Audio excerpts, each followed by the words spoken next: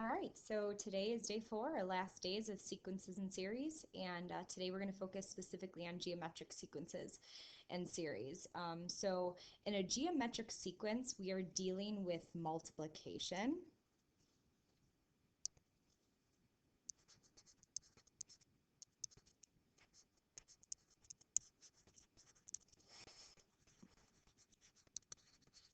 Which means the ratios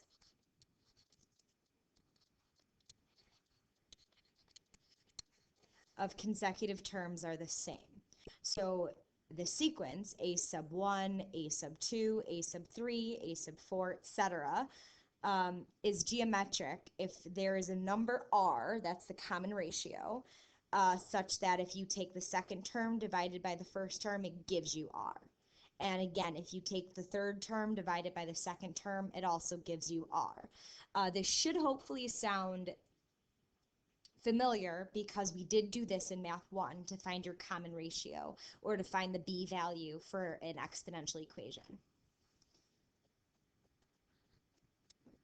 So all we're doing for 1, 2, and 3 is finding our common ratio. So for number 3, I'm going to start, and again, it's always working backwards. You take your fourth term divided by your third term divided by your second term, etc. Because essentially we go from left to right by multiplying, we go from right to left by dividing. So what I'm doing is figuring out what I'm multiplying by, so dividing in essence. So I'm going to take 81 over 27, and I'm going to simplify. Gives me 3. And now I'm going to check. If I take 27 and divide that by 9, does it also give me 3? In this case, it does. And if I take 9 and divide that by 3, does it also give me 3? It definitely does. So our common ratio is 3. And actually, in this example, because we knew that the sequence was defined by 3 to the nth power, we should have known from the start that our common ratio is 3. In number 2, it's the same deal. We should know from the start that our common ratio is 2. Because again, think back to Math 1. If we have y equals a times b to the x power, b is what I'm multiplying by each time. But just to verify, let's do a little bit of math. 20 divided by 10 gives me 2. And now let's check the next two terms. 40 divided by 20 gives me 2. And same thing here. Based on the geometric sequence, I should know that my r is, in this case, I forgot to write it for the last one, that my r is going to be negative 1/4. But let's verify. 1/16 divided by negative 1/4, which is the same thing as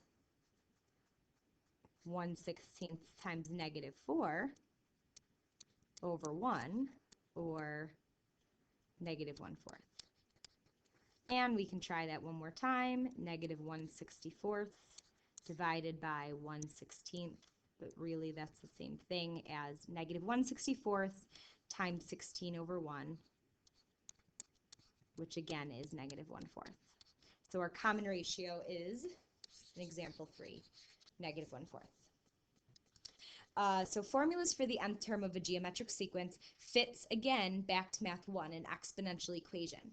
Although in Math 1 we had the exponential equation y equals a times b to the x. Now sequences are different because of the fact that we want a sub 1 to be our first term, and you have to get your first term by substituting in 1, not 0, like we did in Math 1. So that's where that n minus 1 for our coefficient comes from, is the fact that when I substitute in 1, then I really get r to the 0th power, which leaves me just with the first term. So example 4, write the first 5 terms of the geometric sequence whose first term is a sub 1 equals 2 and whose common ratio is r equals 4. So that means that I can get the nth term by taking the first term, which is 2, and multiplying it by our common ratio r, or 4 to the power of n minus 1. So that's my equation. And I'm going to use that equation to find the values of a sub 1, 2, 3, 4, and 5. So for a sub 1, we're going to substitute in 2 times 4 to the 1 minus 1, which is 2 times 4 to the 0th power, which is 2. And for a sub 2, we're going to do 2 times 4 to the 2 minus,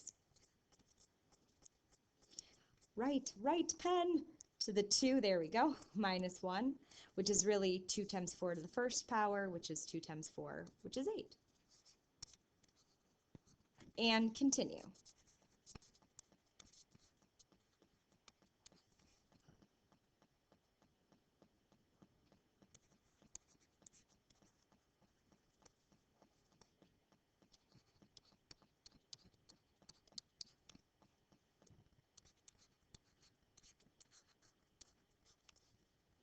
And don't forget at any point if I'm going just a little bit too fast, you can always pause so you can catch up and then restart once you're caught back up.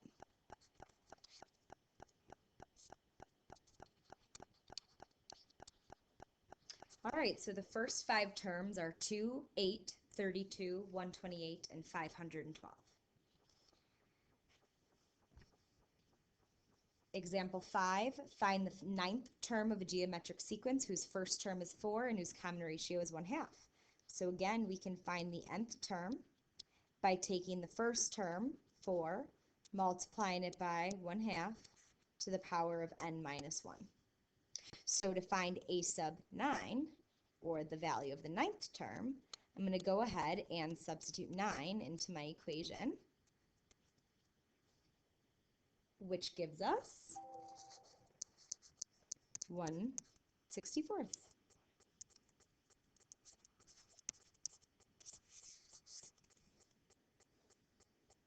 Number 6, find the 12th term of the geometric sequence, 6, -2, 2/3, etc. So problem here is I don't know what my common ratio is. So I'm going to have to use the ratio test like we did up top to find it. So I'm going to take my third term, 2/3, divide it by my second term, -2/1, which again, remember, is just 2/3 times -1/2, which is -1/3. And let's verify, -2 divided by 6 is also -1/3. So that's my common ratio, R. So my equation, I can find the nth term by taking the first term, 6, multiplying it by my common ratio, -1/3, and raising it to the power of n minus 1. Now that I have my equation, I can take that, substitute in 12 for n to find the value of my 12th term.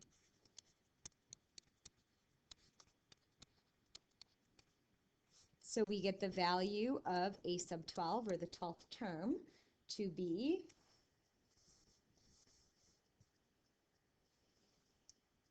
a very big number. You will need probably your calculator to do this, but we end up getting a number in scientific notation, -3.387-ish times 10 to the -5th power. So actually it's a really small number, not a really big number.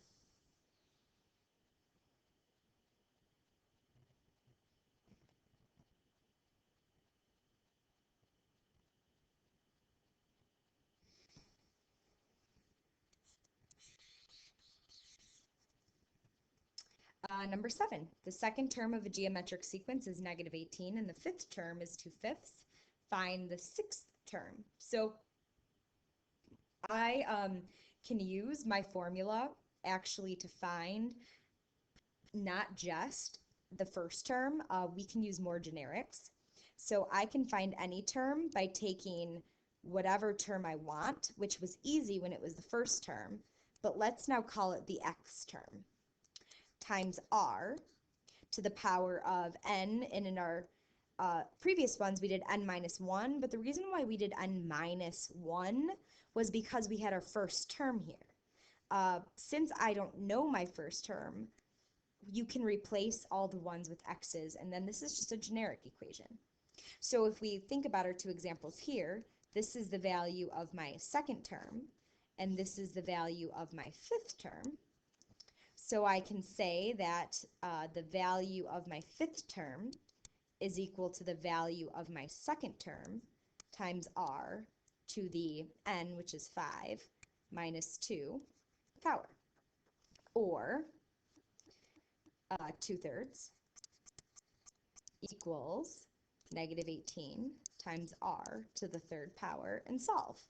So divide both sides by negative 18, and we get r to the third equals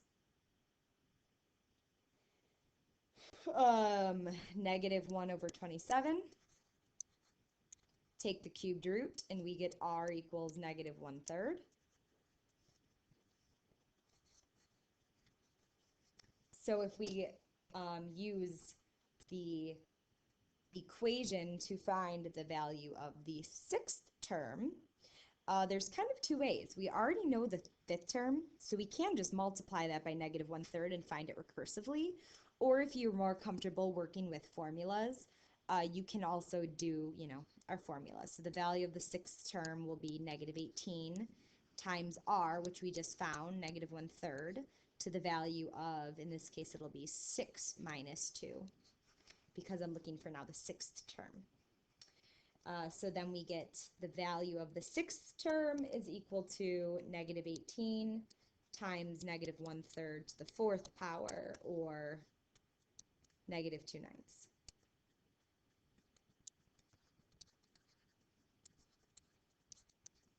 Which again, we could have just found recursively by doing, I'll change my color.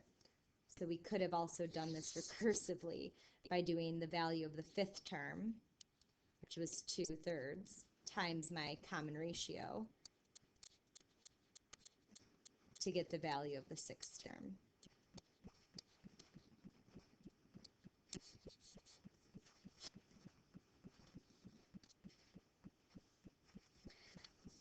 So that's geometric series. Now let's take a look sequences. So now let's take a look at sums of geometric sequences, or also known as series.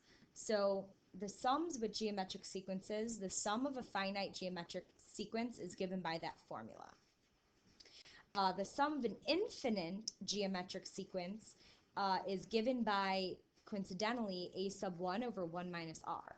And the reason why is because as n approaches infinity, that whole numerator just becomes 1. And we just get a sub 1 over 1 minus r. But it is important to point out that it's only if the absolute value of r is less than 1. If the absolute value of r is greater than or equal to 1, the series does not have a sum. So for number 8, find the sum of the geometric sequence 2 to the n minus 1. So since we're starting at 1 and ending at 7, that'll be considered a finite geometric sequence because it starts at 1 and stops at an actual number at 7. So to use our formula, we have the value of the first term times 1 minus r to the n over 1 minus r. So to find the value of our first term, substitute in 1. 2 to the 1 minus 1 is 2. R is also 2, again, just based on the way that the equation is formed. And n is 7. So we have the sum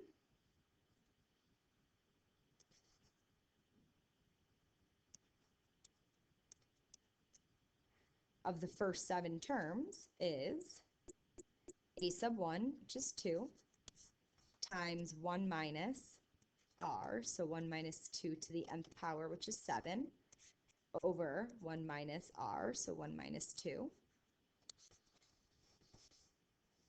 And that ends up giving us 127. So the sum of the first 7 terms is 127. Just using a formula. Number 9, find the sum of the given integers. So it's an infinite sum this time because we're starting at 0 and going to infinity. So since it's an infinite sum, we will have to use the formula for that. So infinite sum is a sub 1 over 1 minus r, which, let's find the value of a sub 1. 5 times 1/2 to the 0th power, which is 5. And r, based on the equation, is 1/2. So we have a sub 1, which is 5, all over 1 minus r, so 1 minus 1/2, which is 5 over 1/2, which is 10. So the sum of the infinite sequence is 10. And number 10, find the sum and write the summation notation of 5 plus 0.5 plus 0.05 plus 0.005, etc. So I know the value of the first term is 5. I know the value of r is, let's figure it out. So 0.005 over 0.05 gives us 1/10 or 0.1. And let's check again. 0.05 divided by 0.5, same thing, 1/10 or 0.1. So r is 1/10, and it's an infinite series. So we use our formula. A sub 1, which is 5, over 1 minus r, so over 1 minus 1/10, which is 5 over 9/10, or 50/9.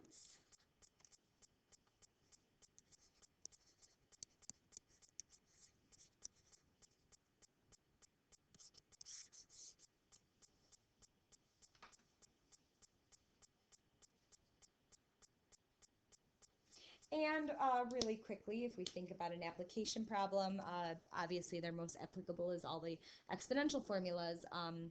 Most commonly, the compounded continuously or monthly. So in this case, we're going to look at compounded monthly. A deposit of $100 is made on the first day of each month in a savings account that pays 6% compounded monthly. Find the balance of this annuity after 4 years. So we want the balance after 4 years. But this one's a little bit harder than compound interest formula because we're depositing $100 on the first day of each month. So continuously inputting more and more. So we're going to have to take this NT, which stood for the number of compounds per year times the number of years, and we want to break that down in the terms of months.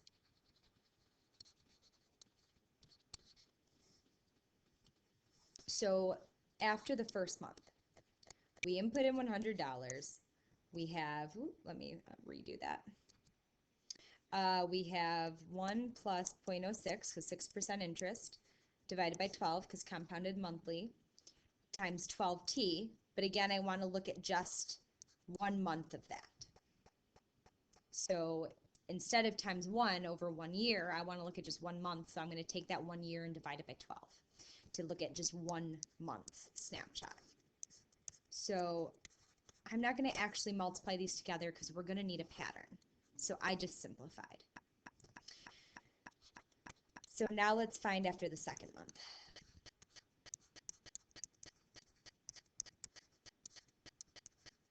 Same thing, but now I'm looking at 2 out of the 12 months.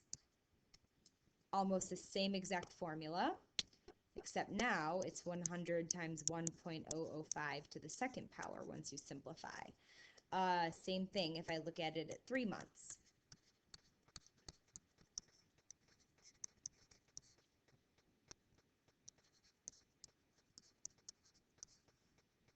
We get 100 times 1.005 to the third. But we're doing this for 4 years, so that's a total of 48 months.